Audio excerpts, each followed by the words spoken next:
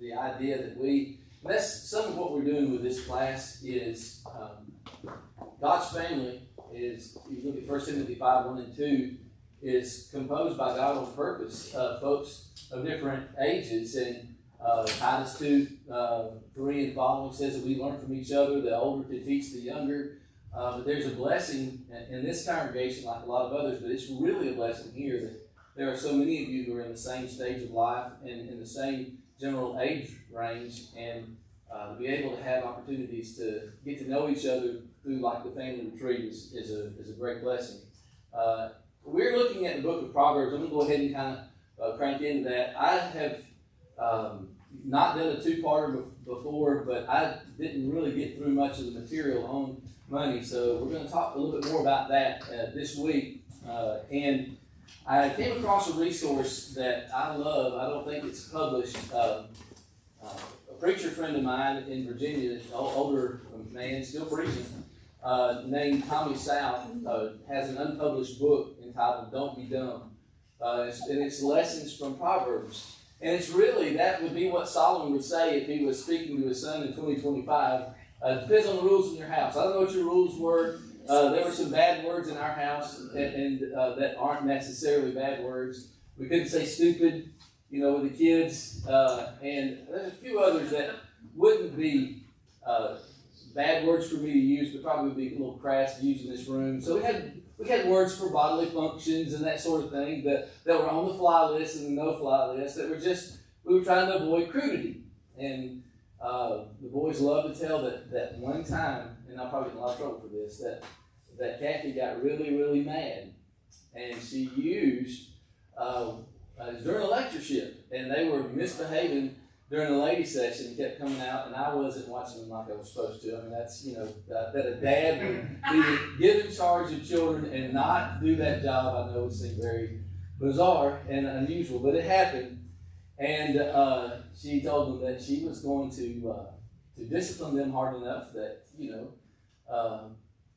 you can kind of imagine what would happen. And so the bodily function word that we did not use was used.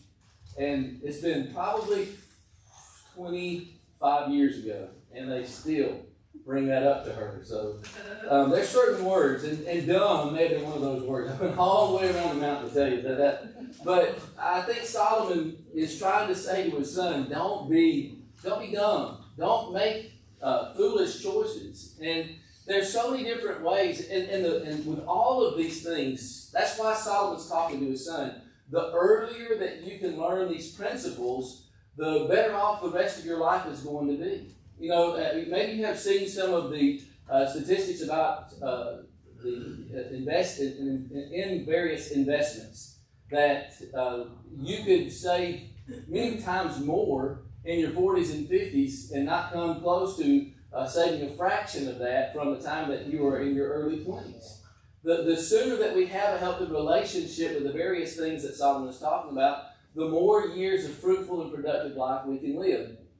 We talked about mainly, all we got to last week, and I mentioned there are 4 principles. In Tommy South's book, Don't Be Dumb, on this chapter about Don't Be Dumb about money, he indicates that there are 7 principles in Solomon's writings there in the book of Proverbs. Guys, come on in. We're in the book of Proverbs this quarter. That stewardship is an important one. We talk about stewardship, and you see the definition that we gave last week. When it comes to our lives as Christians, how do we become good stewards? What do we talk about that can help us with this stewardship principle? Yeah. Realize it's not yours. All right, so and that's going to help, and that's why we started with stewardship. If we realize that we are only the custodians, that God is giving it into our hand. And you may remember that we said that B.P. Black said that a good steward makes all the money they can, saves all the money they can, and gives all the money they can. We talked about that frustrating principle that God may test you. We talked about Malachi 3, 9, and 10, and He entrusts you with a certain amount, maybe a windfall. What do you do with that? Maybe money that you hadn't anticipated, that came from a source that you weren't expecting, that's not in the regular budget, this is an opportunity. What if you take that and you use that for the good of somebody who's in need? Or maybe you give that on Sunday. You know what I have found just in experience, and I believe the promise is there. God gives us more.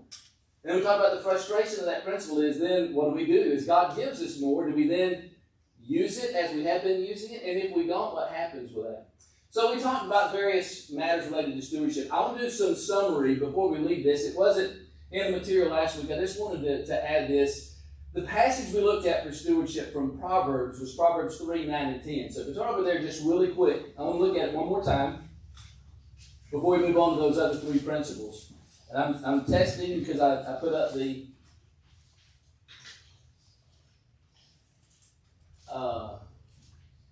you know what? I don't need it unless y'all just can't function in class without it. I'm going to take it away. And we'll just use our Bibles and our interaction here. Proverbs 3, 9, and 10. Honor the Lord from your wealth and from the first of all your produce. So, notice verse 10, your barns will be filled with plenty and your vats will overflow with new wine. Now here's the question. Is verse 10 an absolute promise that God's going to give you material wealth and prosperity if you honor Him first? If yes, why yes? If no, why no? Is verse 10 saying that if you honor the Lord first and foremost with your resources financially, that He'll make sure that you have material prosperity? No. Okay, so why would you say no? It causes the rain to fall on the just and the unjust. Okay, so how would that relate here? You're saying that even if you're not honoring God with your produce, that there are people who don't, who prosper. Yes. Okay, I think that's certainly one biblical answer to that, for sure. Is it good advice? Yes. Okay. Is it a guaranteed return on investment? No. Right. And I think there's more than one biblical answer to that. Let me rephrase that. Earthly. So spiritually, sure. Okay. Yeah. All right.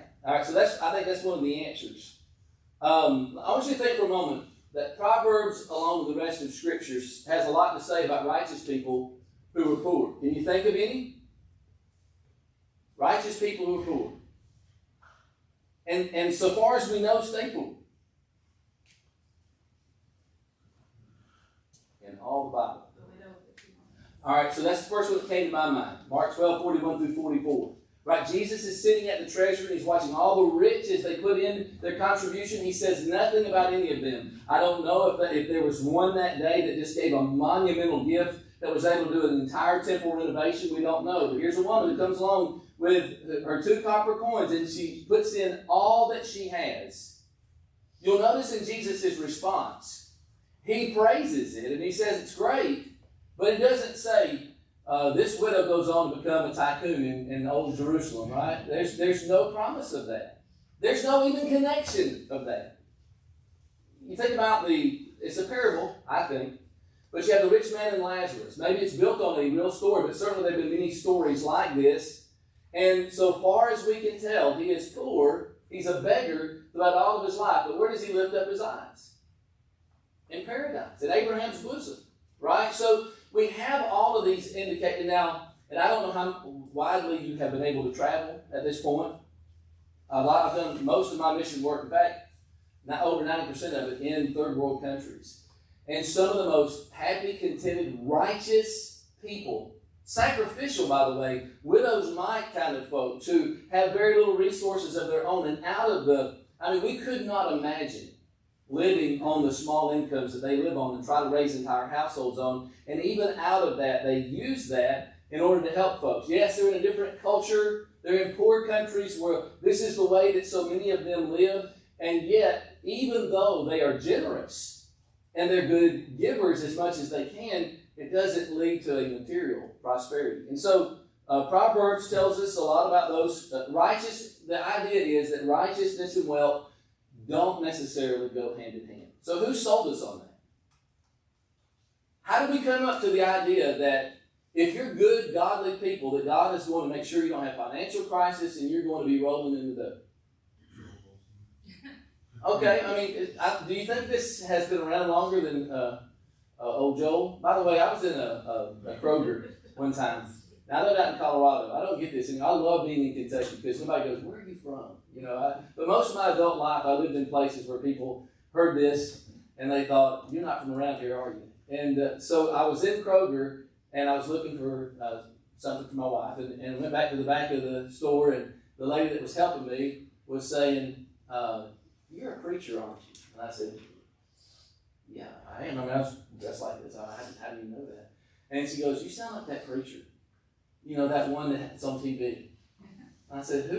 And she thought I sounded like Joel Osteen. I've been told I looked like Garth Brooks, but never that I sounded like young Garth Brooks when I was younger. But anyway,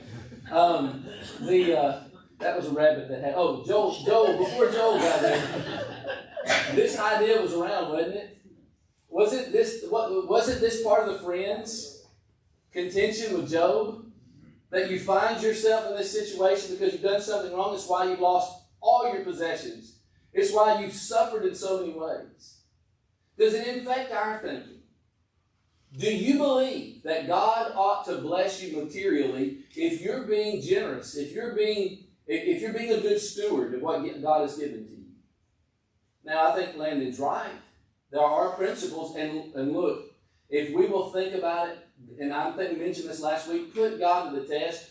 Do you go in reverse for trying to take what God has given to you and to be a good steward of that and to not forget God, to honor God with the first fruits of your labor? Is it a good general rule, as is the case in Proverbs? So often you'll find that following these principles does result in these things.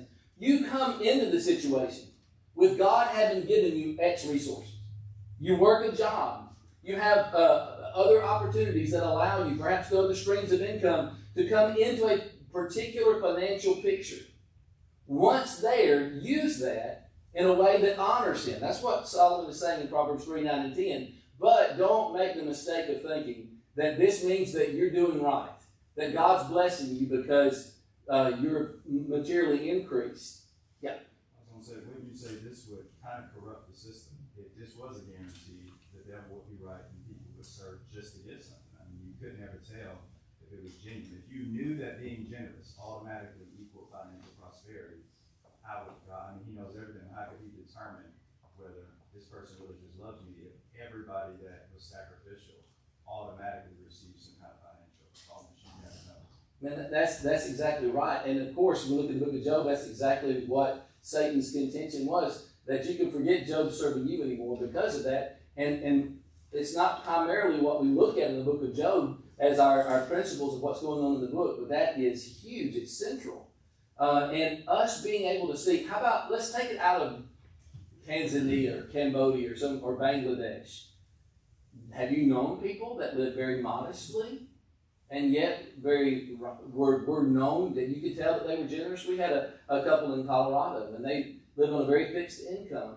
And yet it was incredible. I mean, he was very handy with his hands, and so he was doing projects for people who were worse off and sometimes better off, but was also very generous with the little that they had. I think God is teaching a very powerful lesson through that. And I think there's more answers than that. I think the answer sometimes is that, would you agree that sometimes wealth isn't the best for us? Now, when I say us, I think we might be a little more easy to agree. Sometimes wealth isn't the best for you. Could that ever be the case? Wealth has been the ruin of a great many people. I don't know if any of you would have had reason, and it would have been before most of you were born. There was a little old dirt poor town in Texas called Roby, Texas. And in 1996, I mean, they just had it's just one of those hard scrabble kind of towns where people just kind of scrapped in with very blue collar jobs. Very small town. And 43 of the residents, almost 10% of the town, went together in the Texas lottery to buy a lottery ticket. And it was a huge win. And all 43 of them became instant millionaires. Roby, Texas immediately became the highest per capita number of millionaires in the United States with this windfall. And it was incredible. And of course, the news crews came down, and it was a national news story about how it changed the fortune of this little town. And now everybody had the money. And you've probably heard a lot of other stories if you haven't heard this one. And then a lot of times they turn out the same way. I can't remember. It was a short period of time. Maybe it was more than a decade, but not much more than that. They came back and they did a story. And I did some research to try to follow up. I don't want to say that there are no millionaires among those 43, but it's very few. The last that I saw that. Divorces left and right. Lawsuits, murders. I mean, you just do a search on lottery winners and the high amount of homicides that are related to that, and fraud and so forth, and criminality, right? So this is not so much about the lottery, but a lot of those folks were not ready. Maybe it came about that having that they thought was the biggest blessing in their life, but it was one of the worst things that happened to them. You and I might be among those who, if we were given more wealth than we were able to manage, that it would be our downfall. Have you ever thought, wishing that you had more, that maybe you didn't, because God wants you not to hurt yourself with it, and He knows that you would? So that may be one of the answers to that. And back to what Landon said a moment ago, there are other forms of blessings that are more important than earthly and material blessings. And I think you alluded to it. What does Jesus say in the Sermon on the Mount with regard to our material treasures? Where do we lay them up? Lay not up for yourselves treasures where? On earth. Why? What does He say? What happens to it? Moth and rust destroy, and thieves break through and steal, but rather do what? Lay it up in heaven, where those things don't happen. For where your treasure is, there your heart is going to be also. Hey, think about this. Once eternity has begun, once eternity has begun, 1 second after that, who would wish in that moment that they had more money and more gain in this life? But how many people, when they get there, will wish that they had put the kingdom of God first and didn't? That was not a Freudian slip, because I'm past the age of childbearing. All right. Stewardship, that's the first principle. Number 2 is the principle of compassion. All right, so we have stewardship, that is managing what God has given us in a way that shows that we're a responsible steward of what He has given to us. So that's the what of money. It seems that Solomon says a lot about the why of money. So when you look at Proverbs, Solomon seems to be making the point that God looks at our relationship with money and He evaluates our character based on that. And He even is looking at it connected to our destiny, depending on how we respond with what He has given to us and put in our hands. There are several verses in Proverbs that connect possessions and compassion. So if you were to try to put a connection between possessions and compassion, from a biblical standpoint, what is the connection?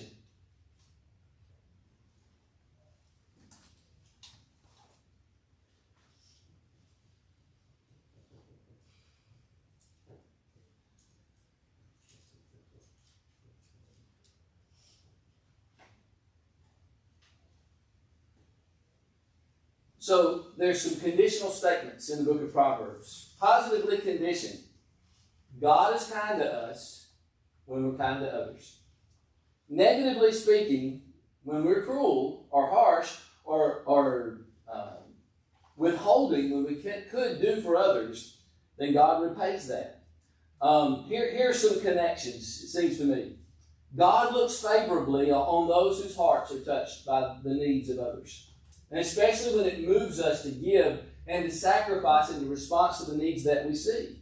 And number 2, when we give to those who are in need, we reflect the character and nature of God. You want to be more like God? Have your eyes open to people who are suffering and struggling, and when you see them, not only be concerned about them, but do something about it. You know, John says something about this in 1 John chapter 3 and verse 17. If you see your brother is in need of physical assistance, and you shut up your heart against them, and you don't help them, how does the love of God dwell in you? James says a little bit differently in James chapter 2, verse 15 through 17. And if you see somebody who needs those kinds of things, and you say to them, "Oh, depart in peace, go on your way," Be warmed and filled. I hope God gives you exactly what you need. I'm so sorry to hear the struggle that you're going through. I hope you get some food. I hope that your money situation, that's not your fault. I hope you get solved, or whatever the situation is, but you don't do anything about that. James says that faith without works, that's not talking about baptism. The illustration in James chapter 2 is somebody in need, and that's not helping them. Right? So compassion is a principle that God connects to our money. You can't be blessed if you keep money to yourself. It's a counterintuitive concept, but Scripture is clear that sometimes you have to lose material wealth in order to gain spiritual blessings. Look in your Bible, Proverbs 11, verse 24 through 26. We're going to look at a few passages here in the middle of the book of Proverbs. Proverbs 11, 24 through 26. And somebody gets there, read that for us. Proverbs 11, 24 through 26. One gives freely, yet grows all the richer. Another withholds what he should give, and only suffers want. Whoever brings blessing will be enriched, and one who waters will himself be watered. The people curse him who holds back grain, but a blessing is on the head of him who sells it. Okay, so this passage doesn't specify the poor, but I want you to turn a couple of chapters over. We'll talk about these together. Go to Proverbs chapter 14.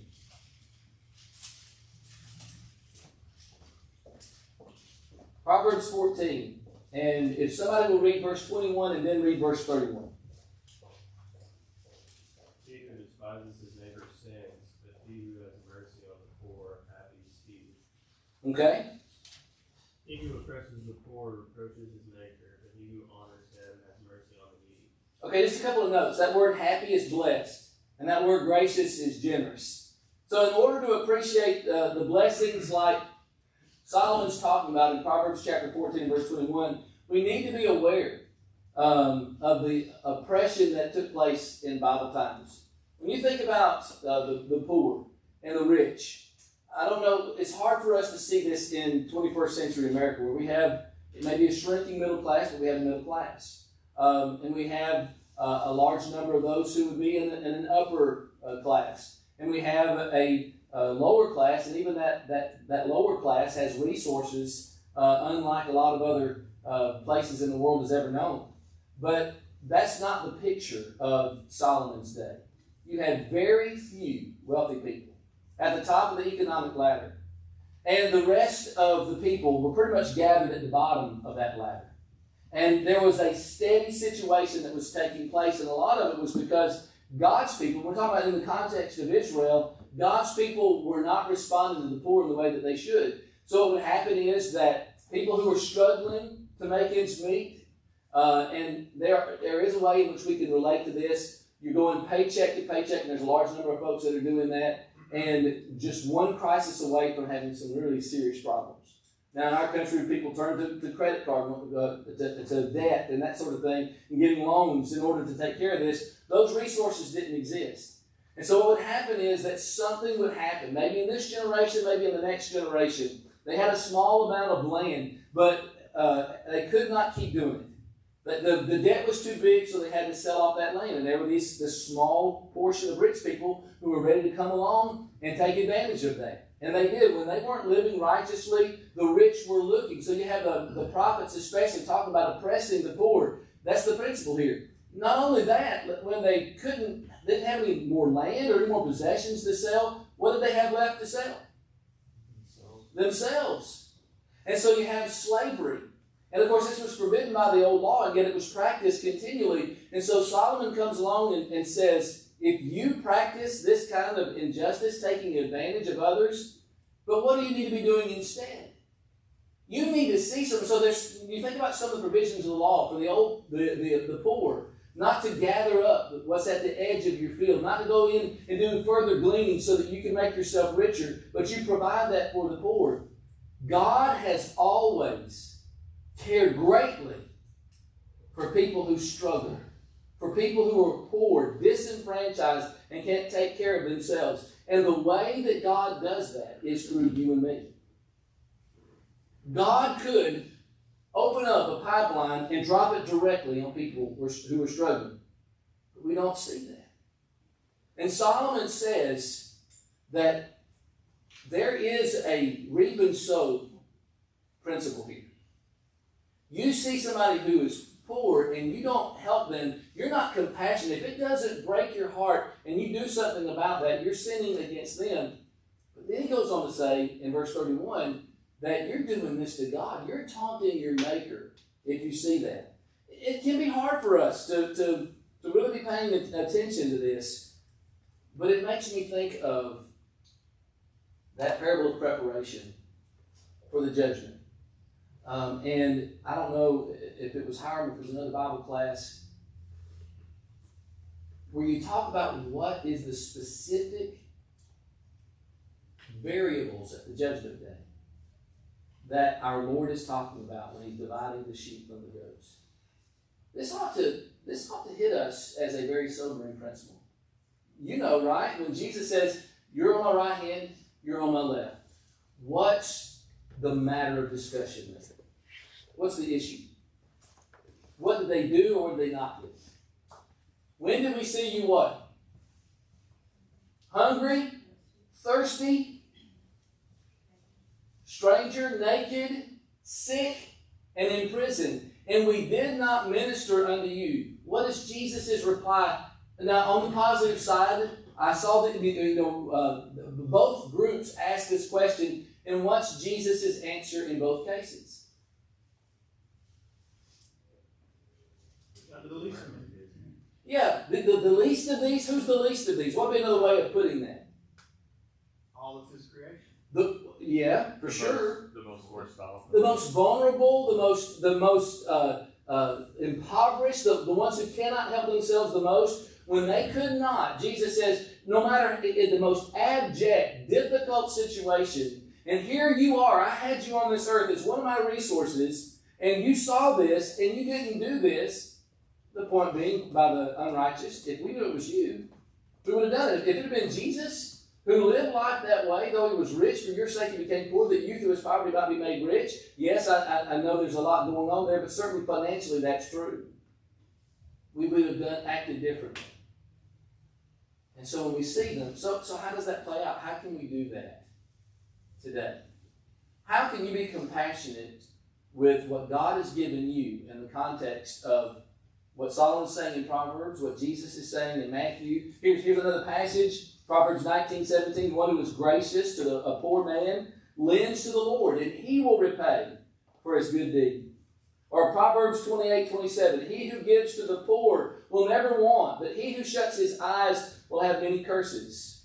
So practically speaking, how can you today show compassion with your resources? What doors are open to you? Charitable foundations. Okay, all right. And of course, we're going to look through those and make sure to see what's in their charter, what's in their cause, make sure it's not something that's contrary to God's will. That is a way for us to do that. And there are resources locally. It's your community. Okay.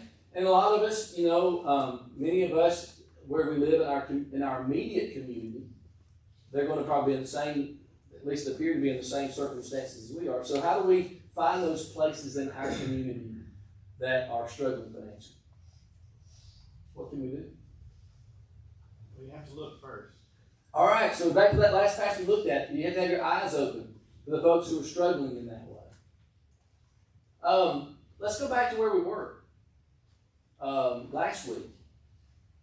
If you give as you've been prospered and you trust the elders to be good shepherds of that which has been given, and that's something you can talk to them and ask and say, how are we using our funds in a benevolent way to help those needs that exist? And that's a tangible way you can do that. Think about some of your other assets. What do you have besides money? I think that's where we always land. Okay, so how do you use your talents to have compassion on folks who are struggling? Volunteer. Be hospitable. Bring people have people into your home. Single moms have needs. Students, widows. There's a situation, and I want to be very vague because I think this may be recorded, I don't know. We have somebody in our congregation right now who has a serious need and is in great need of help. And so many people in this congregation have responded to that. And if you don't know what I'm talking about, see me after class and I'll talk to you more about that. We have those needs that come up among us. And as somebody said, have your eyes open. You got to see it. Those things exist. How about fairness? How about conducting business fairly? Fair wages, honest prices, be truthful in advertising. Again, awareness, Proverbs 21 and verse 13. Pay attention to the needs around you. Listen, notice, and don't miss the last piece. Respond to that. So compassion fills the book of Proverbs that God wants us to see the resources He gives us as a tool through which we can relieve and show our care for people who can't help themselves. All right? A third principle, real quickly, is integrity. It can be hard for us to maintain honesty and integrity when it comes to our money. We can be dishonest, I'm saying people in general, with how we get money. We can be dishonest in the ways that we have to take care of the money that we have. We can be unethical regarding our resources. And so Proverbs deals with integrity in at least 3 different areas. All right, so some of these you might have anticipated, some maybe not. The first area of integrity involves hard work, diligence. God wants us to have integrity with what He gives us, and so He wants us, as part of that stewardship, to work hard, to not be lazy. So why is that an important principle regarding money, not to be lazy? Or how can that be a spiritual problem? We know laziness itself is a spiritual problem. But how can that be a problem with regard to what you're giving? Or is it? I know in the earlier part of Proverbs where it talks about money that was gained quickly is gone quickly, and money accumulated over a slow period of time. Yeah, and we'll come back to that. That's a very valid and important principle. It kind of comes back to stewardship. Go to Proverbs 6, verse 6 to 11. Let's look at that real quick. Remember that Solomon mentioned about the ant. Go to the ant. Proverbs 6, 6 to 11. And he contrasts that with the sluggard. He says, Go to the ant, O sluggard, observe her ways and be wise, which having no chief, no officer or ruler, prepares her food in the summer and gathers her provision in the harvest. How long will you lie down, O sluggard? When will you arise from your sleep, a little slumber, a little folding of the hands to rest? Your poverty will come in like a vagabond and your need like an armed man. At least 3 principles for us, all of us. Number 1, be a self-starter. Verse 7. The ant has nobody looking over him saying, this is how you ought to do that. I don't know if you had, maybe some of you have mentors financially. I would recommend that. Find somebody older than you who you know is righteous and who you can see is somebody who manages well what they've been given. And appeal to them for their wisdom. I think Solomon says that's a valid principle. But here's even the ant who has no officer or ruler over them and doesn't wait for somebody to tell them what to do. They get going. They get to work. Number 2, be a planner. Verse 8. When is the ant taking care of the latter part of life? Early on.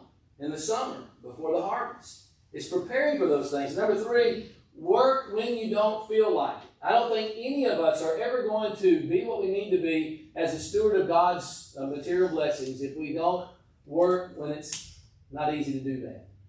You know, sometimes we feel great and everything just falls together. Sometimes we're gutting it out. All right, that's the principle that He gives. Proverbs 10, verse 4 and 5. If you work with a negligent hand, you're poor. Chapter 28 and verse 19. He who tills his land will have plenty of food, but he who follows empty pursuits will have poverty and plenty. I think here Solomon is appealing to this get rich quick, this easy money kind of mentality that people have. That somehow I'm gonna come into this all this. I had an uncle. I have an uncle who y'all have heard like of the sweepstakes. They send you stuff in the mail. I don't know if they do that anymore. I haven't got anything like that, but. He used to, was it the Reader's Digest sweepstakes? And he is a pretty lazy guy. He's made it pretty far in life, but not very high. But he was always filling those things out. And he was talking about how he was going to use all that money, and but you couldn't get him to do an honest day's work, right? And we maybe know people like that, but it always seems to work the same way. Now, to what Brady mentioned a moment ago, Proverbs chapter 20, verse 21, an inheritance obtained too early in life is not a blessing in the end. I've lived long enough to see a lot of this. Perhaps one of the best examples I didn't see, but I read about Cornelius Vanderbilt. We know the name, right? That they have a football team that's doing pretty good, named for him, and some hospitals that maybe you've had some dealings with. Cornelius Vanderbilt died in 1877, and his fortune was worth in today's money $2 to $3 billion. They had a family reunion in 1973. I don't know how many total descendants. It was pretty huge. We're at that family reunion, and there was not one millionaire among them. And here's even more incredible fact. Cornelius Vanderbilt's son doubled the fortune.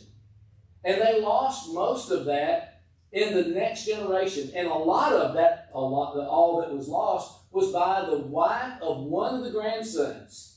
She felt rejected by the Astors in New York society, and so she kept building bigger and bigger mansions and having him spend more and more of that money until this drained the family dry.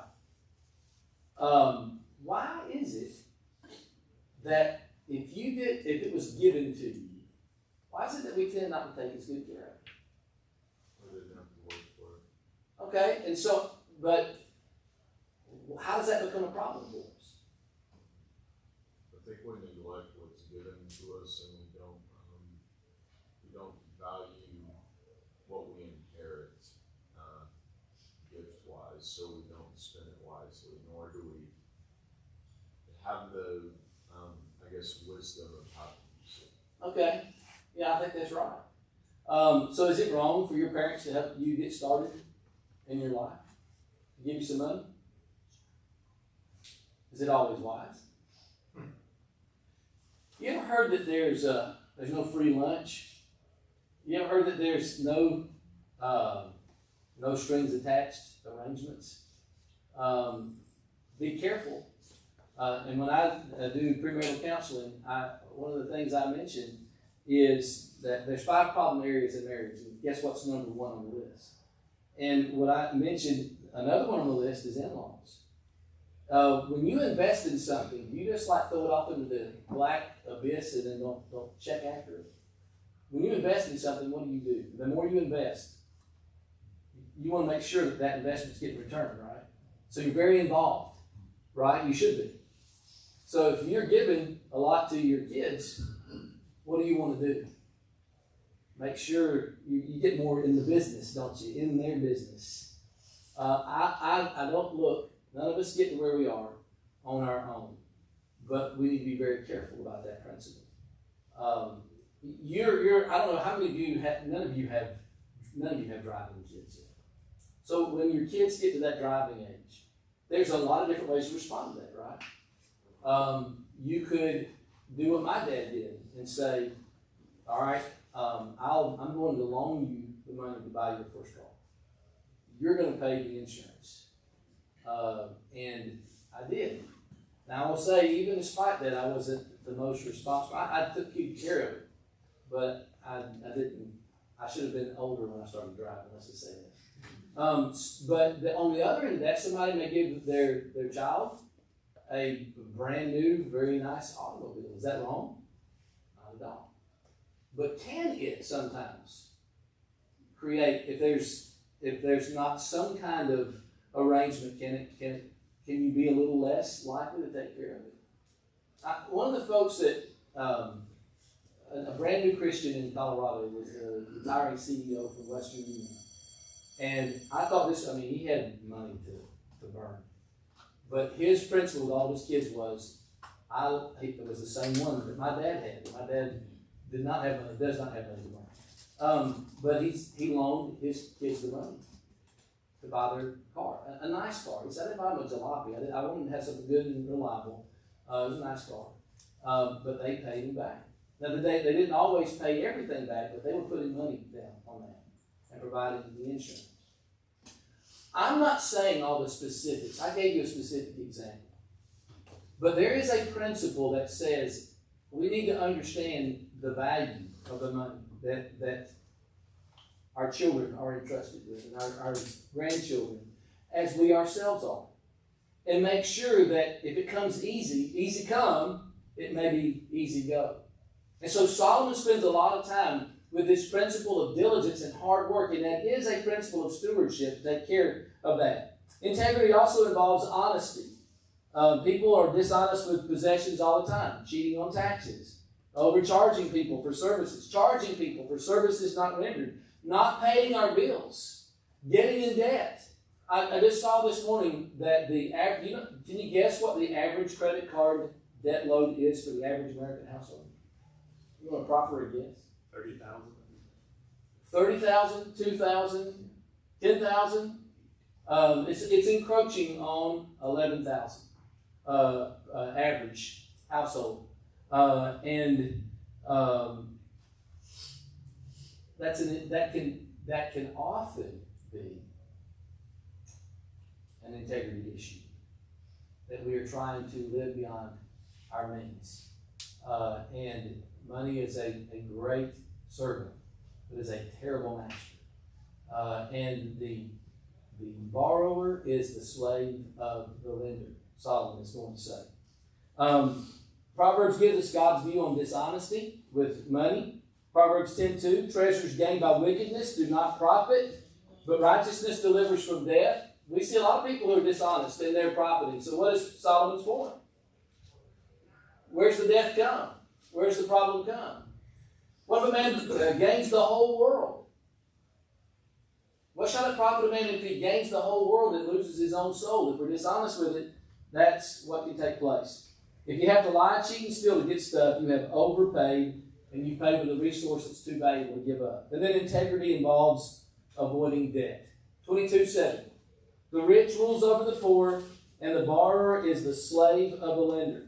A slave is somebody who's not free to do as he or she wants, and is in some sense owned by someone else. And that's exactly what happens when we become indebted financially. So Solomon spends all of this time, and by the way, we could look at one other area, and that's perspective. Solomon gives us some perspective about money. Money can't buy your forgiveness. Proverbs chapter 11 and verse 4. Money can't buy your peace. Proverbs chapter 15, verse 6 and 7. Money doesn't make us special. Proverbs 22 and verse 2. The rich and the poor meet together. The Lord is the maker of them all, and money does not last forever. A good question is, when is enough enough? Rockefeller was once the world's richest man, and he said, just a little bit more. That'll be enough. Howard Hughes was once the world's richest man, and he said, just one more million. The ancient philosopher said it this way: he who is not contented with what he has would not be contented with what he wished that he had. So we'll end with this one. Proverbs chapter 30, verse 8 and 9. Proverbs 30, 8 and 9. This is not Solomon. This would be Agur. And he says, remove far from me falsehood and lying. Give me neither poverty nor riches. Feed me with the food that is needful for me. Lest I be full and deny you and say, who is the Lord? Or lest I be poor and steal and profane the name of my God. I think Paul put it this way: we should be content with such as we have. Having food and clothing. We brought nothing into this world. We can carry nothing out.